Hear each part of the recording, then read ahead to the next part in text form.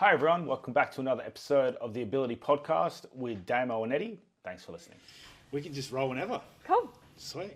Welcome to the podcast. Thank you. Thank you. Damien is an apology today. He's got a cold. Yeah, So very sad. last minute situation, but I thought I can't cancel having you on. I've been following you on the Instagram for a while now, seeing all the great work you're doing, and decided to have you on, hear about your story, the great work you're doing in, is it just Adelaide?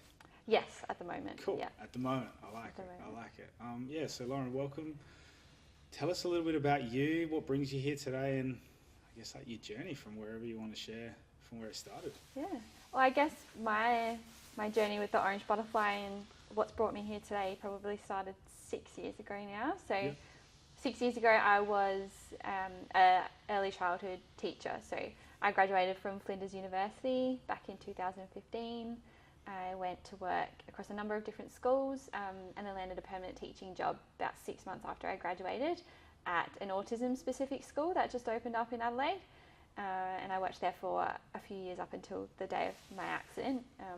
But I loved being a teacher. I loved everything about my job. I think I was one of the lucky ones at the time where you find a career or you find a job and you get that feeling where you're like, this is where I'm meant to be. Which might make the changes that were happening in your life even more tricky, because that's rare for young people to sometimes know exactly what they want to do, and then to be so passionate about it. It doesn't always happen, eh? No, and that's why I say I was one of the lucky ones, because I loved everything about my job. Yeah. I never wanted to leave. Never wanted to leave that school. I loved the kids. I loved all the people that I worked with, and loved the families. So was the degree specifically for people with disability? Yeah, so I studied a double degree in early childhood education and disability studies. Cool. So you were like right where you kind of... Right where I wanted to be. Helping this like really specific group of people. Yeah. And I was really fortunate to work across a number of different age groups in the school. So I worked with like the really little kids, like reception students. I worked with like middle primary, like year 5, 6, year 3, 4s. Like I worked autistic specific school as well. Yes. Yeah. So we were brand new at the time that I got the job, and so they've been around probably for about 8 years now. Nice. I think it was 2 years before my accident. So I worked there. I was also a dancer, so I spent a lot of my time outside of work doing ballet and Irish dancing. I think I was at the time. Pretty like hectic, like it was full on sports. Yeah. Would you consider it a sport? I do. Yeah, because it's like... I remember growing up, like all through primary school, everyone's like, dancing's not a sport, but I think it's hectic. Sport. Like, I've seen the Black Swan. Yeah. Like, it's full on. Like, if you take to that level, that's obviously a little bit extreme. Yeah. But, like, it's competitive. Yeah, it is. Like, I was training for ballet exams twice a week, but then I think it surprises people when I say that Irish dancing was a lot more competitive for me personally. Oh, really? So I would train. Is that like an Irish thing, or is it just like a dancing thing? No, it's an Irish thing, but you don't have to be Irish to dance. Are you Irish? On my mum's side, my grandparents cool. are Irish, so I got into that when I was about 4. No pressure from the family at all? No pressure. Grandparents had a videotape of Riverdance, which is the famous like Irish dancing I've watched it. performance. I had the VHS. And I was obsessed with it when I was little, so Mum decided to put me into classes. It's dramatic. There's like a good 50 people on stage or something. Yeah, it's very dramatic. In that shot, I reckon. I remember that stuck with me as a kid. Yes. But I would compete in Irish dancing, so once a month, maybe once every couple of months, we'd have competitions, and we'd have state championships, national championships, and you could keep going further to world championships as well. So people don't realise Irish dancing can be a big deal. Very full on. Cool. That's awesome. Yeah. Hey, no matter how much the English tried to squash the culture, Irish culture's still going. Still you know what I mean? Like, they had to go. Strong. Yeah. Love it. Okay, so you grow up, you're dancing, you're living your best life, you finish studying. How long were you at the school for? Almost 3 years, I reckon, before my accident happened. 2.5, 3 years. Yeah. And then it was just a regular school day. I was teaching receptions at the time, so and I think we were a couple of weeks into term 2, and I was just on yard duty at the playground area we had at the school, and they were running around, and I noticed one of my students was stuck on top of a piece of playground equipment that we had in the yard, and I decided to climb up a couple of rails on the equipment to get a little bit closer to him. And I mean, he'd do this all the time, and he'd get himself... Pardon? You probably weren't I wasn't super high. I was about 1.5 meters off the ground. And my kids love to climb. They just sometimes couldn't work out how to get themselves back down. So, you know, I was just helping him navigate where he needed to place his foot next. I wasn't holding on to him or anything. I was just pointing to where he needed to place his feet. And he was this thing and came down to my level. And then he decided to jump off the rest of the way. But as he jumped, he had hold of my jumper and pulled me back with him. And I simply lost my balance and fell backwards, and I smashed the back left side of my head on a big metal pole before hitting the ground. Thankfully, my student was fine. Yeah. That was. Was that the first thing that Was went basically all. Yeah, that was all that was going through my head was he okay? He kind of just like looked at me like, oh, can't believe he fell on top of me, and dusted himself off and ran off. He was fine, and I unfortunately was not. No one witnessed my fall. Our yard duty playground times are very full on, very fast paced, so we're not looking really at each other as staff members. We're too busy focused on the kids, so nobody witnessed my fall. And if I lost consciousness, it was only for a very short period of time. Like I truly can't remember.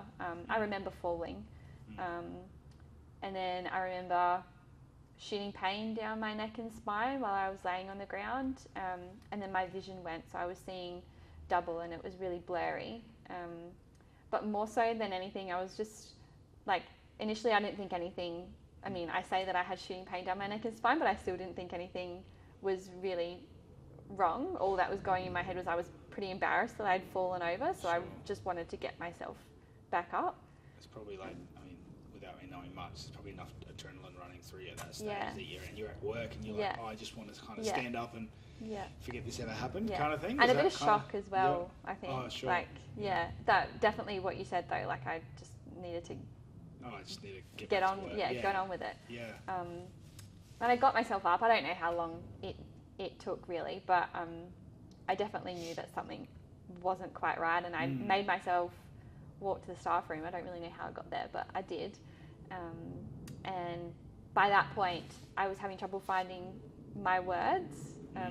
I could get them out, but I think it was slow, and I was having trouble talking, and the pain in my head was getting worse. I just felt, I don't even know, like, it just felt like a hurricane almost going on in my head, like this big rush, and it wouldn't stop. In fact, it was getting worse. And so my parents were called, and they took me around the corner. 1 block away was a private hospital, so it was the closest hospital. We just went there. Probably now looking back, probably should have gone to Royal Adelaide, but it was the closest hospital we could get myself to. So we went there, and they put me in a neck brace and did a few like physical tests.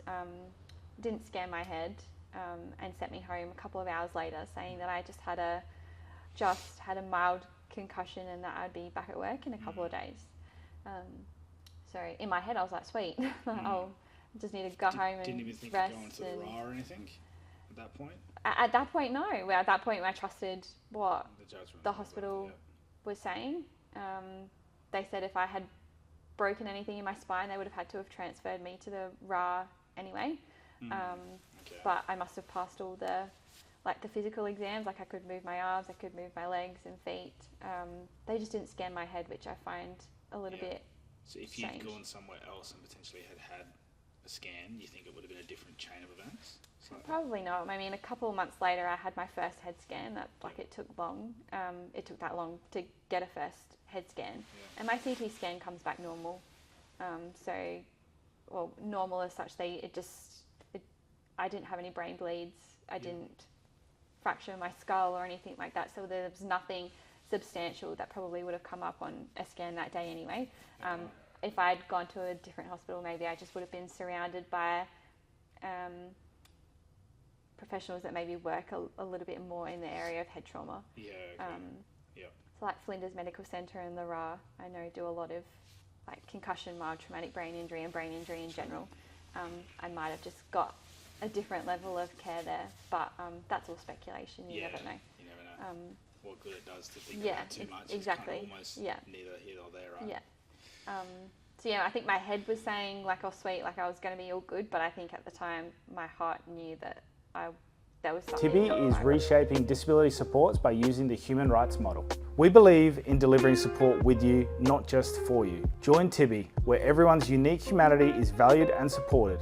Contact Tibby for all your disability support services and click the link to find out how we can make a difference together. Yes. So you go home, and go then home. do you head back to work in the coming days, or what happens?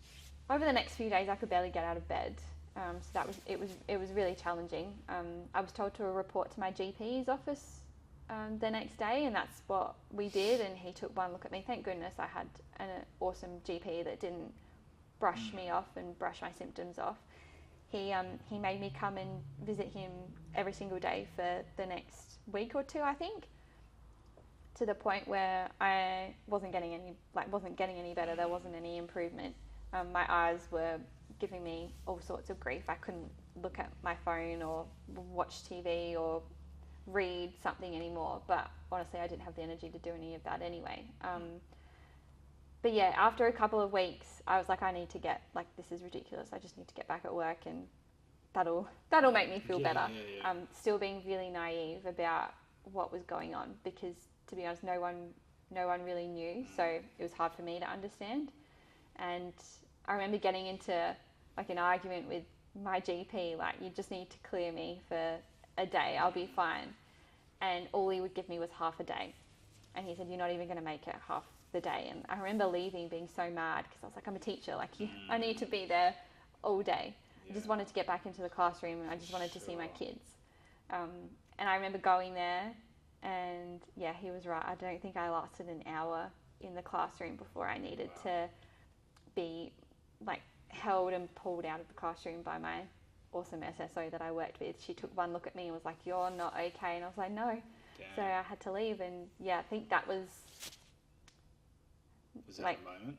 one of the moments. I wish it was that quick and early on that I had that moment that I was like, I need to change something in my life in order to put myself first. But it was one of the moments that I realised that something is genuinely not okay, and I need to get to the bottom of it before I can get back to school. Wow. So Super frustrating moment, I'm assuming. it was like, I studied for 4 years to be a teacher, and in the space of 5 minutes, which is how long my accident was, I stood in the classroom and it was like I'd forgotten how to do my job. So it was more like deflating and humiliating than anything else, because I was just standing in the classroom watching my kids almost jump off the walls, running around, and I had no idea how to bring everybody together to start the day. Like, I just literally forgot and I froze. And that's not a nice feeling. Like, imagine coming to work and then sitting there going, I don't know what I'm supposed to do anymore. It wasn't a nice feeling, and hard to describe to people as well. But yeah. What's the journey of recovery from there? Is it a number of years for you? And when do you get the diagnosis? It was a mess at the beginning. The first specialist that I was referred to after maybe a couple of months of still complaining about my eyes. My eyesight was fine. I would get a test and I could see, but something was not right. So I got referred to a optometrist, I think it was, neuro-ophthalmologist. And he did all these sorts of tests and looked at how my eyes were talking to my brain and how it was processing all the visual stimulation, and kind of just shook his head and was like, oh my God, like, I don't think he had seen a case like mine before. And he basically started my rehab. So it was probably a lot more delayed than what it should have been. Maybe 2 or 3 months after my accident, I actually started to see some like neurophysios and OTs and eye doctors that specialise in brain injury or neurooptometry. It was very specific, my injury, I think, to the eyes. So I really needed somebody with that background to help me. But I remember leaving that first appointment, and I overheard him tell Mum, like, give me a call when she's fully recovered, because I think it's going to be a while, and I'm really interested to know how long. And I think that was another moment that Mum and I kind of looked at each other and we were like, what is going on? Wow. And it was basically from there, it was almost every single day. I became an outpatient at the brain injury unit at Hampstead Rehab Centre. Yeah. I know the spot. Yeah. Yeah, I was going to rehab 5 times a week. But in the first year I was doing that and also trying to fit in going to work and trying to get back into my classroom, even if it was only for a half an hour every day or every couple of days. So I was still clinging on to doing that. my career and my school and my work, and not wanting to let go, Yeah. and also trying to handle rehab. Like I couldn't drive, like I could no longer drive. Mum had to give up work and drive me to all of my appointments. And I'd get there and I'd be so exhausted from just sitting in the car with all the visual stimulation of traffic and buildings and bikes and whatever it all was. And then by the time getting back in the car to go home, I was either vomiting or I'd get back at home and have to go to bed for the rest of the day and couldn't open my eyes. So there was no real quality of life for a really long time. It was going to rehab, knowing that it would make me sick, being sick all the way home, and then going to bed and doing that on repeat. And by this point, have you been given a diagnosis, and the rehab has started that specifically for what the diagnosis was? Or After a few months, my neurophysio was one of the first people to talk to me about like mild traumatic brain injury and what's called post-concussion syndrome. Okay. She did a lot of tests and diagnosed me with that. Yep. She also did a lot of tests on my neck. So she was probably one of the main ones that gave me a lot of my like diagnoses. I had really bad whiplash. I had like inflammation and like bruising on my brain. I had what's called an ocular motor mismatch, which is where the eye doctor comes into place, which was basically what I was saying before, how all the visual stimulation that my eyes are bringing in is no longer communicating very well with my brain for my brain to process. So my brain was getting really overwhelmed with everything I was looking at. So imagine like being in a crowd of people or driving in traffic and watching all the cars go by, or watching a football game on TV and trying to follow like all the speeding motions of players and trying to find out where the ball is, or even watching an action movie or things like that. My eyes just couldn't keep up. Just make you want to throw up? It would just make me want to, make me want to throw up. So I could no longer do those things. Or go to the cinema, like, I used to love going to the cinema, but the screen is so big, it's so loud, and it was just so overwhelming for my brain that I literally couldn't open my eyes for about a week after I trialled going to the cinema. My mum literally had to carry me out of the cinema. That was part of my rehab, was to go and see how I would go. You would go. And was that the biggest thing you dealt with when you had the injury? Was the vision? Yeah, that was one of the pain in my head. I had what's called occipital neuralgia, which is like a nerve pain that goes through your occipital nerves at the back. So it's basically like a nerve migraine. So, I mean, I've had headaches before, and you can take Panadol and Nurofen, and it helps or it dulls it. Nothing would get rid of this nerve migraine. It would completely take over my whole body, and other than putting a heat bag on my neck, to the point where I would have burn marks probably all through my neck, I was using my heat bag that much because it was the only thing that would give me a little bit of relief. But the cognitive fatigue as well, that was... I've seen that. That was a killer. It's full on, it's very real. Yes. Once you know it, you start to realise it in people. I mean, I've heard people, before my accident say that they felt fatigued, or they were struggling with fatigue, and I never really understood what that meant. And physical fatigue is very different to mental or cognitive neurofatigue. I kind of explain it to people, and it's the only real explanation that I kind of get feedback going, oh, thank you. Like, I really understand that now. It's like, we charge our mobile phones every night until it reaches 100% battery. But living with like cognitive fatigue or neurofatigue is, charging your mobile phone every night, but it only reaches 40% battery life, and I have to get through my day. Well, you have to get through your day with using your phone with only 40% battery life. At some point, it's going to die a lot. Beyond Plan Managers help make your NDIS journey simple. With Beyond Plan Managers, you can experience personal, quick support from a dedicated team. No big call centers, no hassles. Beyond Plan Managers will handle the admin so you can focus on what's important. If you're looking for a seamless NDIS experience, click the link in the description and choose Beyond Plan Managers. A lot earlier, or some days you might wake up and you only have 20%, or some days are 10. Like, it's also very unknown as well. But you know, if I wake up and I've only got 10% battery life in me, I have to really plan Your whole day. have my whole day around that 10%. And obviously, some things are going to be cut out of your day in order for you to get through. If I push myself beyond the percentage that I know that I have, that's when it ends up bad and I end up in bed for days recovering. So that was a learning curve and a lot of trial and error to get my head around the cognitive fatigue side of things, and it took a really long time. And still, I mess up even now, and I'm 6 years down the track. I'll be like, oh, I'll be fine.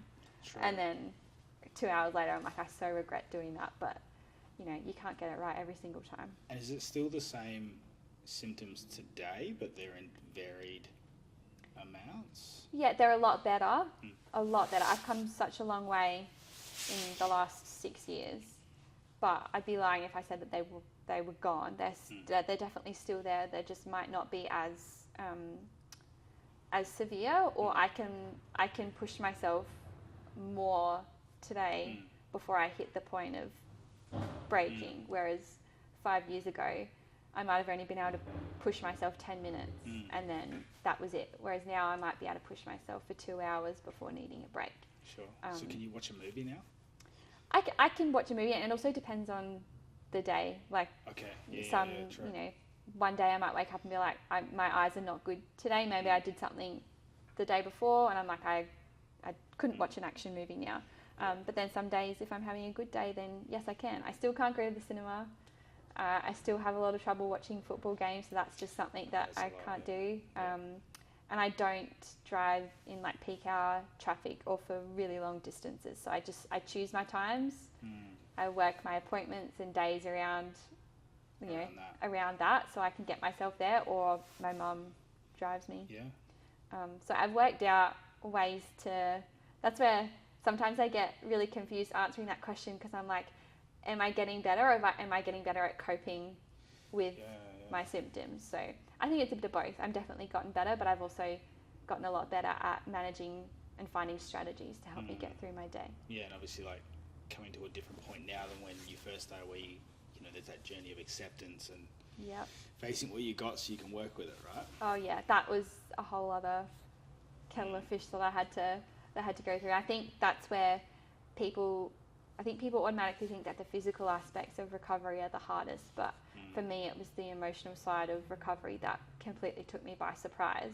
And that's why I really like talking about it now, because for a long time I thought I was going like crazy. I had never struggled with like anxiety or depression before in my life. I was always a high achiever, I guess, and a perfectionist. So if you want to call that anxiety, you can go for it. But I never struggled with it as much as what I was experiencing when my accident happened.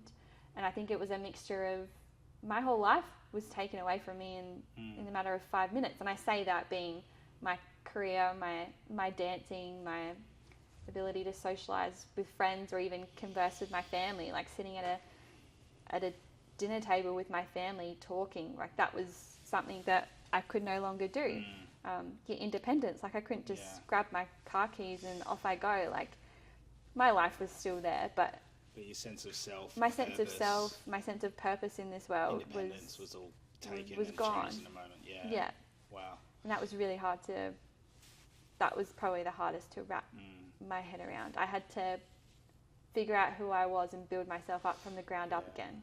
Yeah, and figuring out who you are separate from the things you do is like Very a hard. gnarly journey of like self-reflection. Yes. And a tricky one that's like a day-to-day, moment-to-moment journey for all of us, I think. And you have moments in your life that rock you or change you. You have to sit back and go like, well, who am I? And and I don't think many 25-year-olds at the time, I was 25, could actually answer that question. So your own peer group couldn't relate, and I know we touched a little bit before we chatted about like the loneliness of it all and going through that. It was Yeah. a big part of it for people, right? Yeah, I mean, not many people wait around as well. But I mean, also I think at 25 years old, you think your friendship circle is a lot bigger than what it probably is. You know, at 32 years old now, I 100% know who my friendship circle is, and it's all about, you know, quality over quantity. But as a 25-year-old, Totally. I'm 33, so it's a different game now. Yeah, you think you've got, you know, so many, you know, you put so many people in this category of really close friends when going through something life-changing really shows you who those true people are. And, you know, it's not their fault. I wasn't. It's not a dig at all. It's just it's just the age, it's the circumstance, it's even like the ignorance, no matter what age it is, of like people not realizing that potentially in a social setting, although you're surrounded by people, like the additional things that are going on for you are completely different, which can bring on a little sense of isolation. Yeah, right? Ignorance was massive, but also for me as well, I had no idea what was going on with me, what was wrong with me. It was a learning curve for me that took me almost 2 or 3 years to feel comfortable enough to actually know what is going on in my brain and my body. So for them to understand it was going to be impossible, because it was impossible for me to understand it. So, you know, it's not, friendship is a two-way street, and I definitely couldn't pull my weight on my end when I was going through those things. And it's also a choice whether you put in the work to try and understand as well, and not everybody, you know, wanted to make that choice, and that's okay. I often make a joke that, like, you find out who your good friends are when you need to move furniture. Because all of a sudden, everyone's busy. I'm busy, Busy, I have a bed I need to move, and everyone's like, oh, mate, sorry, I'm busy that day. It's like, I didn't tell you what day it was. But no, that's very true. On a loneliness point, like, that is really interesting around the social stuff. And I'm curious, did the loneliness or the lonely moments, like, have a lesson there to teach you? Because I think loneliness can be a real problem, and I've met some people where I'm like, wow, you know, our support staff are like the highlight of their week, and there's very little interactions in people's worlds other than a few people who care, or the interactions at the shops. But like, for me, in my life, when I've had moments of real loneliness, for me, they've been teaching points and kind of reflective points of what I really want out of this life. Have you had any weird moments in those seasons, or has it just been kind of like just getting up every day and just getting through it?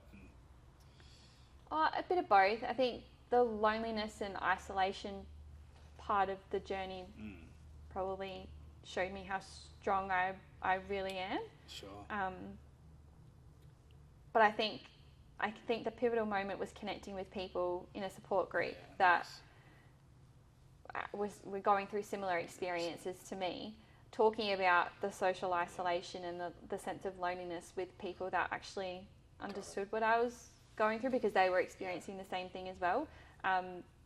That was really pivotal, and that really helped me. But I also don't mind being by myself sometimes. I think that's very different to social isolation. Totally, it's two different things for sure. It's me choosing to be by myself or stay home and recharging, versus social isolation is, you're not invited to things anymore, or you're not able to go out because the world is inaccessible to you all of a sudden, and I can't sit in a restaurant because it's too noisy. So what can we do instead? And sometimes those options aren't given to you. Then people go out without you, or you stop getting invited to parties or dinners and things like that, because people automatically think that it might be too hard for you, you're not going to be able to go. So I guess that sense of choice is almost taken away from you in that point, because people are making that decision for you.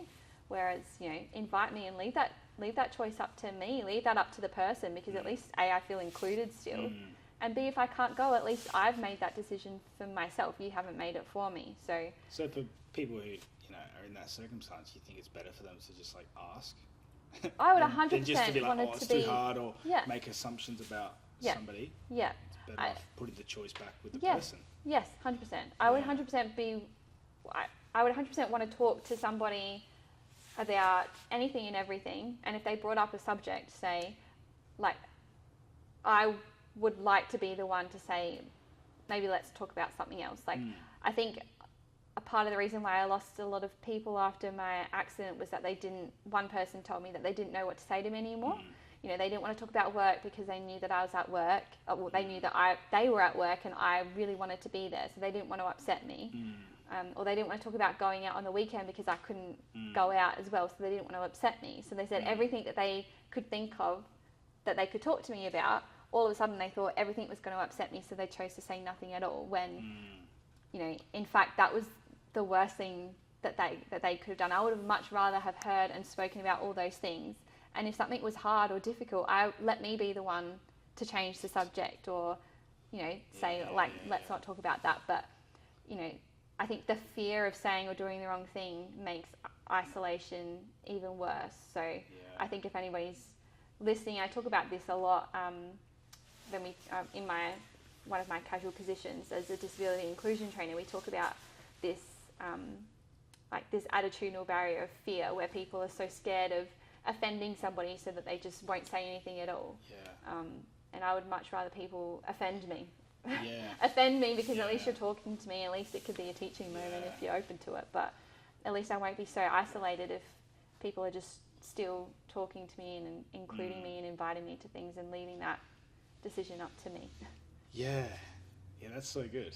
So was there a support system in place for you when you know, were going through the rehab? Was something offered to you, or was it like financial support? No, I mean, like, from like the loneliness perspective, like, was there a connection with people, a support group that was accessible and easy to get connected with? Well, I think it's probably a year and a half, maybe a year after my accident, where I decided to, like, I'm still holding on to the rope of like rehab and the rope of school. And it took me getting back into hospital for me to realise that I had to let go of the rope that was holding on to my career for now and put myself first. And so when I did that, I think a lot of things started to fall into place. I wasn't having to stress about going to school and my kids and being in the classroom. I could focus on me, and that opened up a lot of other opportunities.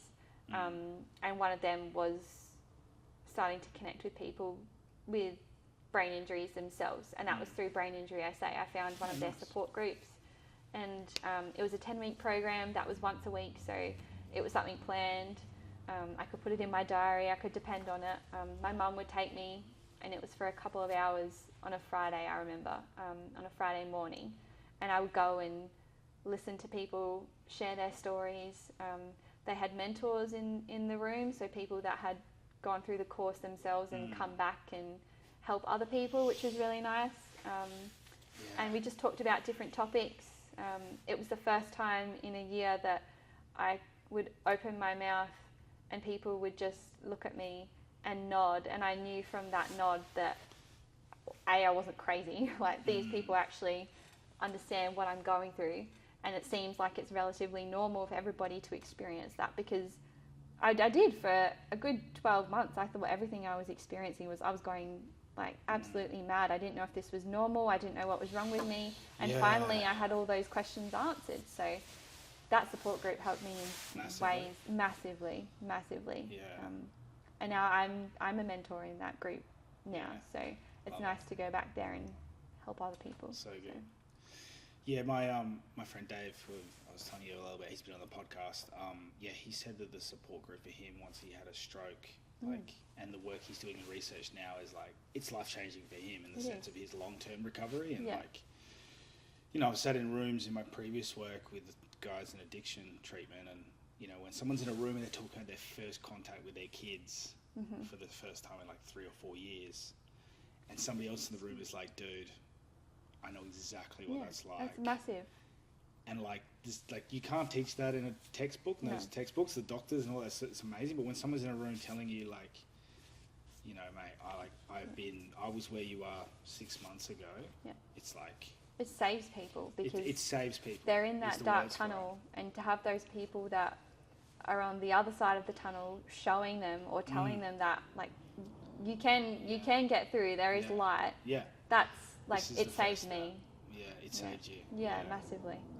Yeah. This gets me excited. I think about community and like people having a sense of belonging, and like, we all crave belonging and a sense of purpose and a sense of like, feeling important. Like we all just Yeah. want to feel like, well, this isn't all meaningless. And I know what it feels like to not have those things. Yeah. And I think that's what drives me now more than anything, is to make sure that everybody experiences that feeling of belonging in this world, or being a part of something, and knowing who they are.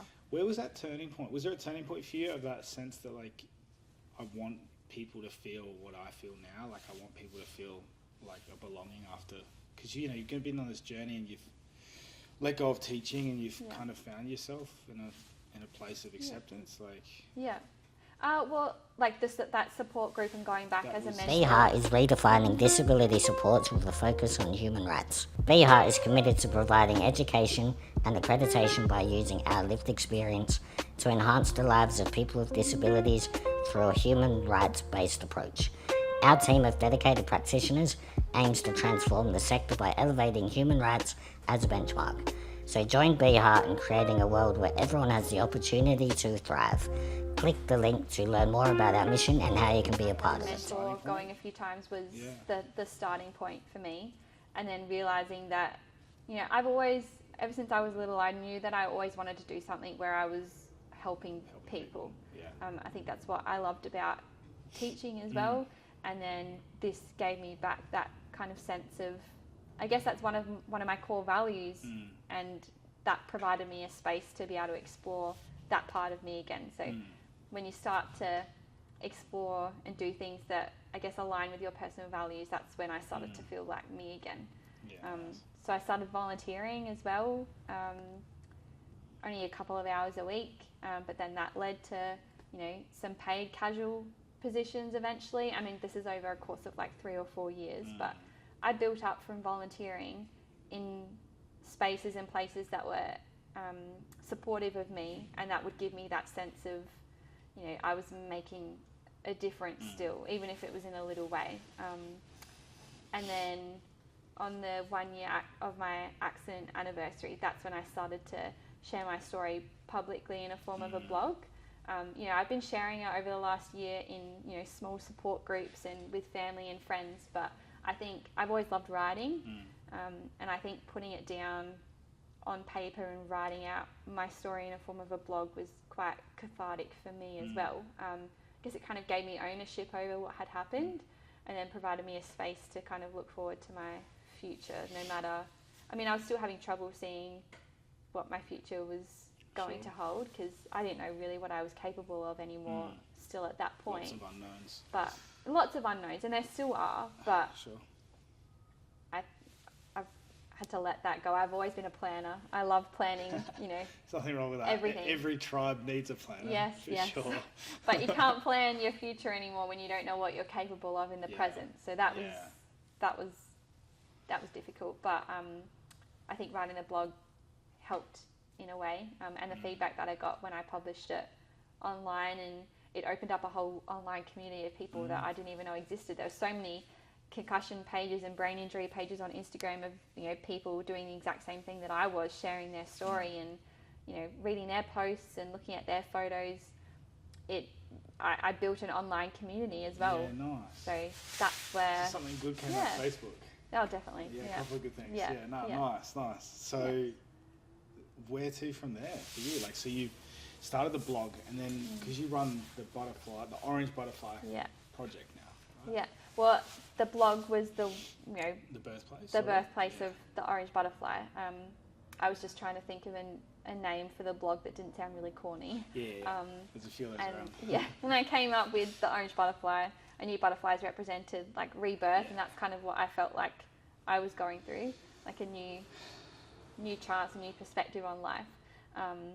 And I came across this website that was going through all different coloured butterflies and then their different meanings, and I purposely looked for the orange butterfly because orange is my favourite colour, and I really liked, I mean, it was probably all a load of crap, but I really liked what the website was saying about what the orange butterfly meant and what it represented. So it did. And so I decided to call my blog The Orange Butterfly, and I spent the next two or 3 years creating new posts, educational posts, sharing my recovery updates on social media, connecting with people. I started speaking more publicly about my accident, so I sat on a worldwide concussion panel a few years ago. I was doing a lot more podcast episodes, which I really enjoyed.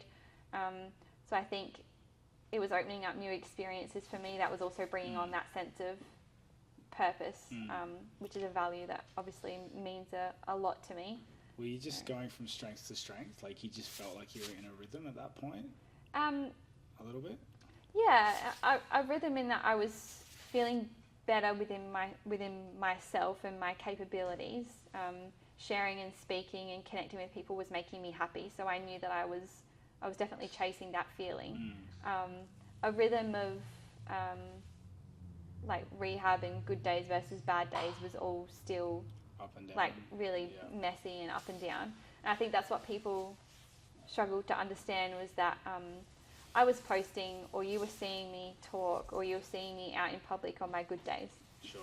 No one sees me on my bad days because I'm incapable of leaving the house or sometimes even leaving my bed. So when people only see you when you're feeling okay, it's really hard for them to understand what your bad days feel like. What it's really like. Yes. So I tried to share a lot about that on social media as well. And I think it just got to a point where I wanted to build an in-person community. I built this big online sense of community with people and was connecting people online with each other as well. But I wanted something in person. So Somebody push you to do it? No, it was just happened? it was just a random thought one day that I decided that I would put on my social media that if anybody was in Adelaide and wanted to connect with other people going through a brain injury recovery, but I also invited like non-disabled people to come and join us as well. Like there's lots of support groups. I'd done a support group. I didn't want to create another support group as such. I wanted to create 100%. a community of people that were coming together and learning from each other because you know, there were so many times where I'd sit in that support group at Brain Injury SA and go, I wish like all my friends or my family were here right now to listen to this. Yeah. You weren't just trying to replicate No. what was already there. You were trying to create something that Yes. suited you, but suited needs you were hearing about. Yes. And we were having all these amazing conversations and the people that really needed to hear it weren't in the room. 100%. So I wanted to make sure that Butterfly Hour was a space where non-disabled people and disabled people Carers, could friends. could come together as one community. And it grew from there. That was 2020. Cool. I think it was, COVID. 2020, Just Just around after or that just time. before? I had my first Butterfly Hour in the Botanic Gardens with 8 people came. And I think it was all my family. Yeah. So that was good. It's the OG crew. Yep.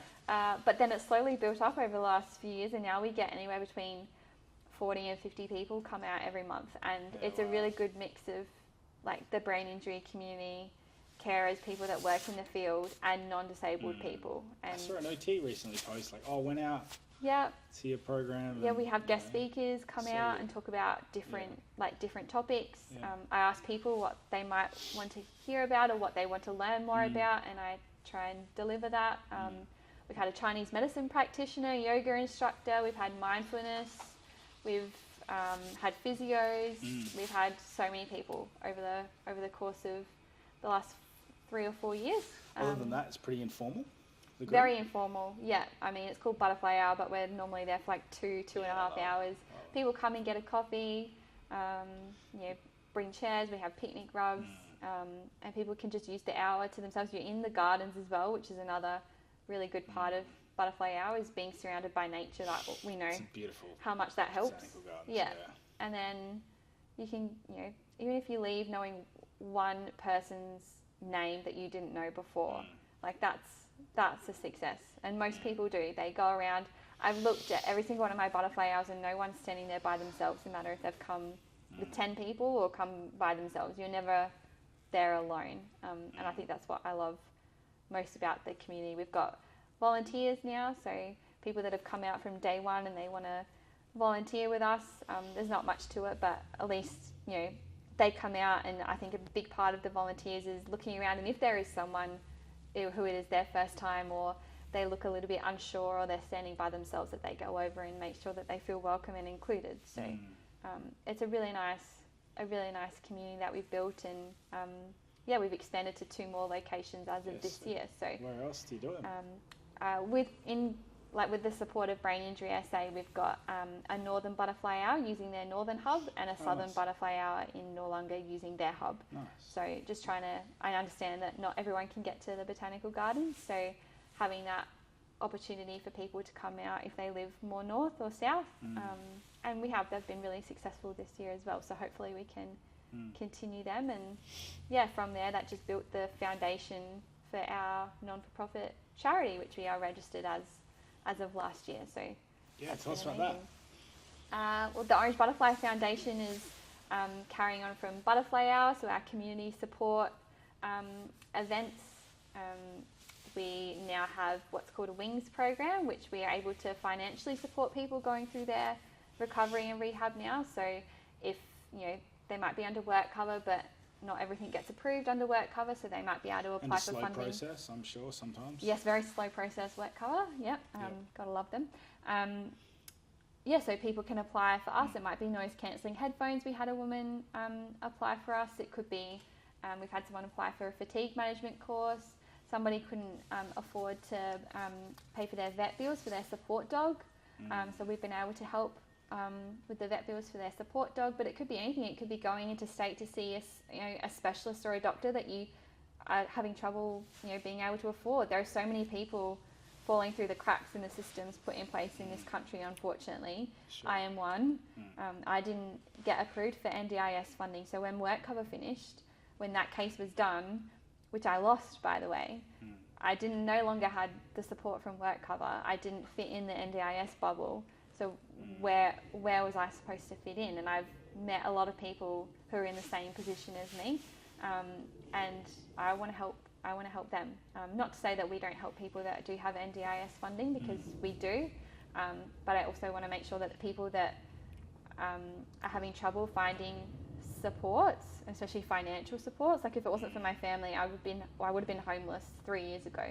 So there's this gap in our world between like a work cover and NDIS and basically where a bunch of people fall into. Yeah. A brain injury is really difficult to prove, quotation marks, under work cover laws in this country. Yeah. I don't want to get too much into work cover if we don't want to talk about that, but I'm up for whatever, but I can't get it. But it's really difficult to prove you have a brain injury unless it is on the severe spectrum. Okay. And if it was on the severe spectrum, I might not have even woken up from a coma, that kind of severe. Yeah. So when you fall into that mild traumatic brain injury level, it's still life-changing completely, right? It's completely life-changing. My life hasn't been Unlock a seamless NDIS experience with Plan Partners. Say goodbye to paperwork hassles and hello to quick reimbursements and exclusive benefits. Our app and online dashboard make managing your NDIS funds easy, ensuring you maximise every dollar for the supports you need. Choose Plan Partners for expert advice, simplified fund management, and a focus on your goals. Click the link in the description to get started. Hasn't been mildly affected. No. It's just the term because I didn't lose consciousness for like 30 minutes or less, and then you get that term of mild traumatic brain injury. Or I didn't have a brain bleed as well. But I've met so many people that have that, fallen under the umbrella of mild traumatic brain injury, and their life is completely turned upside down. And because they've had that diagnosis, they get no support because they're either not disabled enough under the NDIS, which is what happened to me, or under work cover laws, they don't match what is required for the criteria to get a brain injury diagnosis. So we're leaving all these people without any sort of supports, and I was one of them. Yes. So, which is why you're starting this foundation. Which is why part of the reason why we're starting this foundation and why the Wings program is a really important part of our charity and is our main focus and drive for our fundraising goals as well. So last year we hosted our big launch event for the foundation in a form of a gala dinner. We had 300 people attend, which was amazing, and we raised a lot of money for the foundation, and that was purely so we could put the money into our Wings program. The Adelaide Crows donated recently $10,000 to our Wings program as well, which is amazing. We have somebody who's running a half marathon this month, at the end of this month, who's raising money for us specifically for our Wings program. So it's resonating with a lot of people because it's needed. Yeah, 100%. It's needed. There's a massive gap, and I just wish I could get the attention of some higher ups as well to see that it's needed. Yeah. So much to talk about. There is a lot. Yeah. There's a lot. There's one last part of our foundation as well, which I'd quickly touch on, is we're hoping to get off the ground an educational schools program. So leaning into my skills as a teacher and the fact that I fell off a piece of playground equipment in a schoolyard, I just want to make sure that, especially our young primary school age students, that they take head knocks and head safety really, really seriously, and they know what to do if they themselves or their friend hits their head, playing footy on the school oval or falling off a piece of playground equipment. At least they need to know some of the basic steps, as in telling a teacher or telling a parent or an adult, and knowing some of the signs, the general basic signs to look for. So we're putting together an age-appropriate sort of head safety schools program for young primary school age students to hopefully get out to schools by the end of the year. Awesome. Yeah, lots of things in the works for us, and including another gala charity dinner. When are you doing the next one? Friday the 18th of October. So Nice. we'll be at the Adelaide Festival Centre. Nice. And hopefully we're expecting another 300 people in the room. So Sick. hopefully it'll be just as successful as last year. Awesome. Yeah. Anything else you want to talk about regarding this stuff? I mean, I could go down a rabbit hole regarding Me too. the gaps in services, and maybe you could argue the poor distribution maybe of services or all that sort of stuff. But cause it's just really interesting some of the data that comes out from different states and what gets diagnosed, what doesn't, and how it's influenced. I wish we had the answers. And the time. Yes. But I guess I would just love to make sure people know that brain injury, no matter if it's mild, moderate, or severe, none of them need to be dismissed. We're a very misunderstood community, I think, of people. But I'm working really hard, as well as I've got so many good friends that are doing amazing, important work in this space as well. It's not just me. So I think we're working really hard at making sure that the wider non-disabled community and the public are more informed. I'm really open to answering questions and speaking with people, and give us a follow on the Orange Butterfly on Instagram 100%. And Facebook, and hopefully you can learn a thing or two. Love it. Yeah. Cool. Any information you really wish that was out there for those who are just part of like general population, that you wish that there was greater awareness, education around brain injuries for them? Oh, literally everything. I'm one of those people that I'll put my hand up and say that I knew nothing about brain injury before it became my entire life. Yeah. And I think that's just a part of, like, I'll honestly say, I think that's part of being human. We don't know what we don't know sometimes, and if it's not affecting ourselves or one of our friends or our family, it kind of gets overlooked. So I'm not mad or frustrated at people for not knowing that information because I didn't know it. Where it gets frustrating is when people aren't open to learning and growing with you. So I think that's probably my big takeaway is if you do have somebody that that informs you or discloses that they have a brain injury or something happens to a family member or a friend, being less dismissive and being more open and curious to learning, ask questions, do research. One of my friends would Google things that she didn't understand before she'd come and see me, just in case I wanted to talk to her about them. Like that meant everything to me, and that probably took her 10 minutes. So it's just about being open, being curious, like you said, and being willing to learn and grow with the person, and being less dismissive. That would mean the world to so many people. I think having more curiosity instead of being dismissive of groups. I think the internet has a lot to answer for in relation to just creating or exacerbating stigmas and ideas of groups and people, and it doesn't do a good job I think sometimes that, and we probably as a human race just need to be more curious of each other. And like, I reckon one of the big things people just need to do sometimes is just go for a holiday in a different culture. Yeah, yeah. Do you know what I mean? Like, just be less judgmental. be less like, go somewhere, put yourself in a more uncomfortable space and see how the other side of the world does it, or the other place. Like, obviously not practical for everyone, but if you can, you should go. Yeah, expose yourself. Yeah. That's what Butterfly Hour is all about as well. 100%. Just, you don't have to live with a brain injury. I want non-disabled people to be there, and we, like I said, we get a really healthy mix, which is really happy to see, because people are exposing themselves to something that they wouldn't have prior probably to knowing me, or prior to knowing anything about Butterfly Hour. So yeah, that's really nice to see. Yeah. Thank you so much for coming on. I feel like we could talk all day. Yeah. Anything else you want to touch on before we wrap up? No, I think we talked about some really good stuff. So Thank you so much for sharing. Thank you. From a place of vulnerability, and just like being able to share like what you've been through. It's in itself, awesome. Thank you. Thank you. That's Appreciate how we your time. learn. That's how we learn. 100%. Cheers. Thank you.